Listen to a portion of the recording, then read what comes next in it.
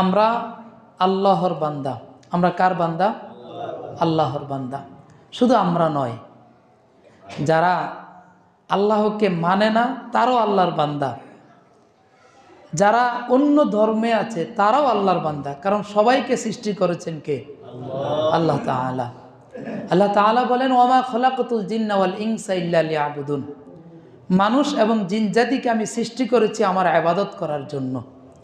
এখন যে ইবাদত করবে আমি তাকে আমার জান্নাতে প্রবেশ করাবো, সোজা কথা।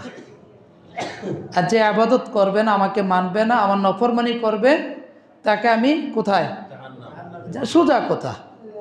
ইবাদত করলেই জান্নাত, ইবাদত না করলে, আল্লাহকে মানলে জান্নাত, না মানলে জাহান্নাম। তো যেহেতু আমরা আল্লাহ তাআলাকে মানি না, মানি দেখেই তো আজানের পর পর মসজিদে চলে আসছি নাকি? যদি না মানতাম আসতে পারতাম? তো যেহেতু আমরা আল্লাহ তাআলাকে মানি, তার মানে আমরা আল্লাহ তাআলার বান্দা, তো বান্দা, প্রকৃত বান্দা। আল্লাহ তাআলা সূরাতুল বায়্যিনাহ 30 পারায় বলেন, ইন্নাল্লাযীনা আমানু ওয়া আমিলুস সালিহাত, যারা ঈমান আনে এবং নেক আমল করে, উলাইকা হুম শাররুল বারিয়া, তারাই হচ্ছে আশরাফুল মাখলুকাত, তারাই হচ্ছে প্রকৃত মানুষ, প্রকৃত বান্দা তারাই যারা ঈমান আনে এবং কি করে?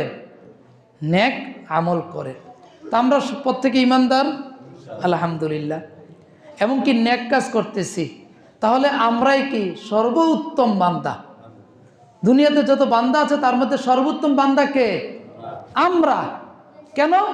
আমরা ঈমানও আনছি, নেক আমলও আল্লাহ তাআলা কবুল করে নেন।